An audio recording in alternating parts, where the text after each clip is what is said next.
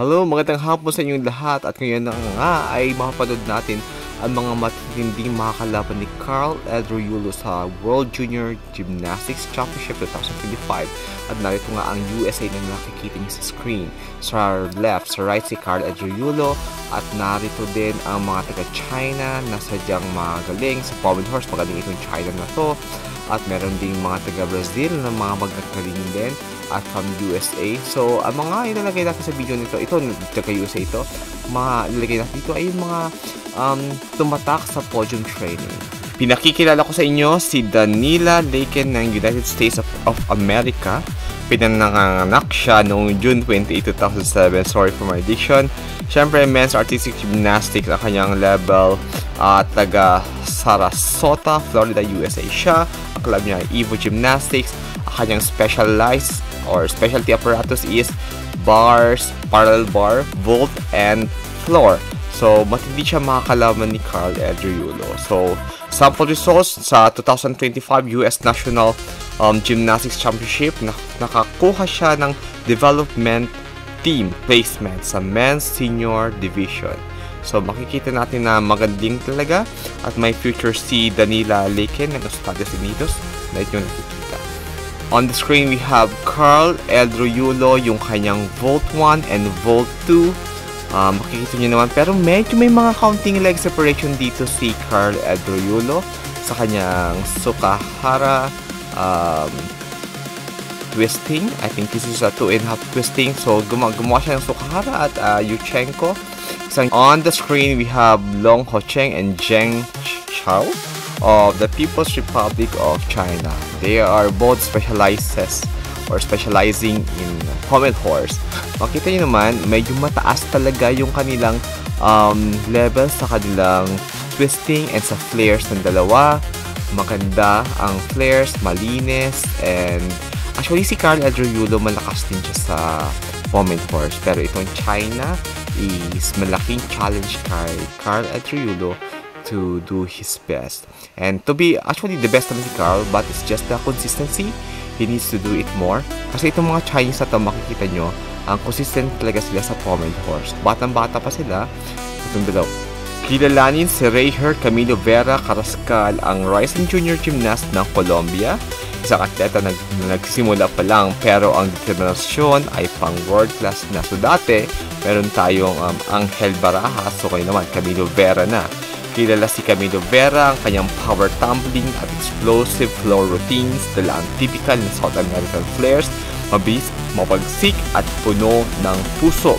May potential din siya sa parallel bars at horizontal bars, kung saan ipinapakita niya ang control at fitness na bihira makita sa mga baguhang atleta. So sa floor, sa parallel bars, so nahiyan talaga sa mga makakalaman talaga ni Carl Edruilo at magaling din siya sa horizontal bar. Sa puso ng Central Europe, mula sa bansang kilala sa disiplina, puso at tradisyon, darating ang isang batang may pangarap na lumilipad sa world stage. Kilalanin si Nikita Nids, ang batang pag-asa ng Poland sa Men's Artistic Gymnastics Junior Program. Isa siya sa mga promising names na binabantayan ng European gymnastics community. Sa edad na napakabata, sumailalim na siya sa training system ng Poland na kilala sa technical foundation, stable basics, clean lines, at elegant form. Si Nikita ay may natural body control, malinis ang pag-form, maayos ang rhythm, at consistent ang landing executions. Ang kanyang best events ay pommel horse, smooth swings, at halos walang hesitations. Parallel bars, mahinang body swing, controlled handstand lines. Floor, hindi sobrang explosive pero precise at maganda ang artistry.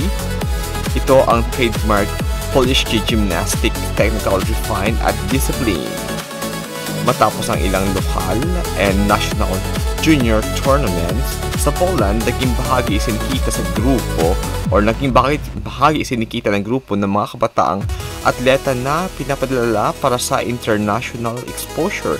Kasama siya sa listahan ng mga atleta na pwedeng i-filed ng Si Danila Laken, of course, alam na natin siya. Ang batang Amerikano na hindi lang basta gymnast, kundi full package skill, swagger, at lakas ng USA Junior Gymnastic Program. Of course, explosive sa floor, malinis sa parallel bar, steady sa rings, at kaya humahabol sa all-around score ng mga top juniors sa mundo. And of course, di siya yung tipo na nagpapakute, siya yung tipo na biglang lalaban at biglang papasok sa podium fly. Ngayon, papasok siya sa World Junior Artistic Gymnastics 2025 at nandoon ang mga pinakamalalakas, Japan, of course, Philippines, and Colombia. At ngayon naman sa screen, we have here Arseny Dukno ng AIM or Team AIM, status competing under Authorized Neutral Athlete or AIM.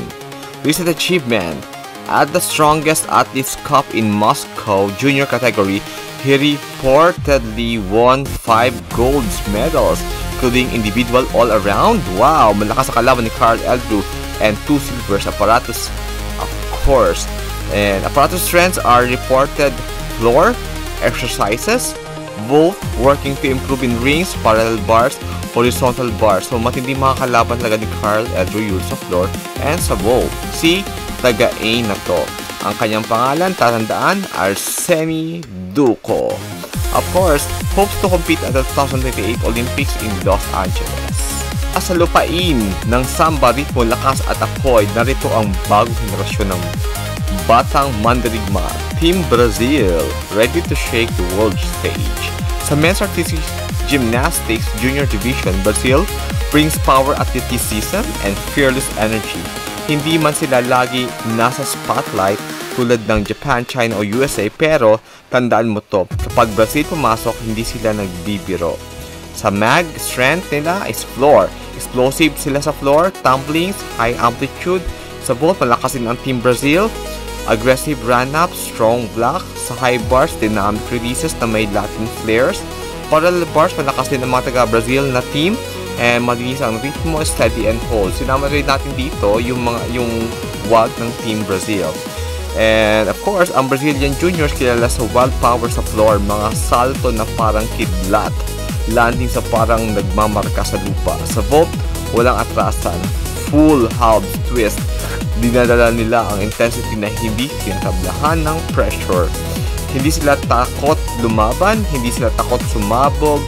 Dahil para sa Team Brazil, every routine is a fly, of course. As a women's artistic gymnastics naman, junior division, Brazil sends a team known for art. In your screen, we have here Pedro Silvestre ng Brazil, Dante Rive ng USA, Otger Carreras ng Espanya, at Orion Diaz ng Espanya. Sila yung mga malalakas na gymnast, nakita from the junior level, nakita ng mga audiences at ang mga manunod, of course. So, mula sa Brazil, ang batang may dalang lakas at samba power, explosive sa floor, mabilis sa vault, si Pedro Silvestre handang umatungal sa world stage. Si Dante Rive ng USA, from the Team USA, precision, control, and American fire, clean swings, sharp landings, unshakable focus. Ito si Dante Rive, the young machine of the USA Junior program.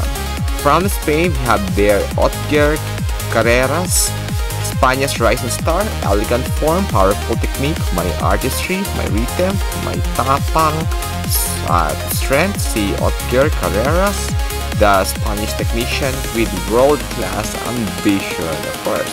And isa pa si Orion Diaz, at isa pa mula sa Espanya, dynamic, fearless, isang batang hindi basta-basta sumusuko. Yan, of course, we have here Orion Diaz, the spark plug of the USA, the spark plug of the Spanish junior team. It's Spain. And Brazil, USA, Spain, 4 na batang mandirigma, 4 na pangalan na bibigat ng laban sa World Junior 2025. The stage is ready, the world is watching, let the battle begin.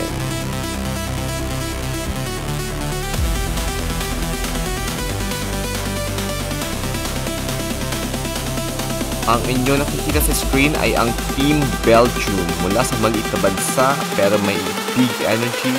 Darating ang mga batang mandirigma ng Europe, Team Belgium. Of course, hindi sila ang pinakamaingay, hindi sila ang pinaka-hype, pero ang Belgium kilala sa malinis na execution, precise technique at matibay na foundation. Sa junior level, ito ang armas nila: consistency, form at smart gymnastics.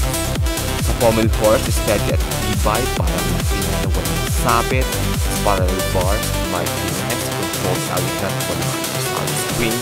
Sa floor, simple, pero sharp, walang arte, pure technique, at may disiplina sa landing. Ang Belgium ay hindi lumalaban para sa spotlight, lumalaban para sa respect. Ang Team France ay kilala sa elegance. Hindi sila basta malakas, maganda ang linya, malinis ang form, mahal ang artistry. European style pero may French flavor. Maangas pero refined. Sa floor, polish ang choreography, sa sharp at sharp ang landings. Parang sumasayaw pero deadly. And there you go mga kabayan. Yun ang mga kalaban ni Carl L. Druyulo sa darating ng World Championship 2025 junior level. Malalakas ang mga kalaban niya, Team France, pero nakita ko talaga sa Team USA. So, I hope you will subscribe and like and share dito sa channel natin ito sa pagko-cover natin, pagsubaybay sa mga laban ni Carl L. Druyulo sa World Artistic Gymnastics Championship. At dito siya i-cover natin, pati din ng mga ibang gymnast din. Mag-live tayo sa darating na Thursday, Saturday, Sunday, Monday too. So God bless you all. God bless L. Druyulo.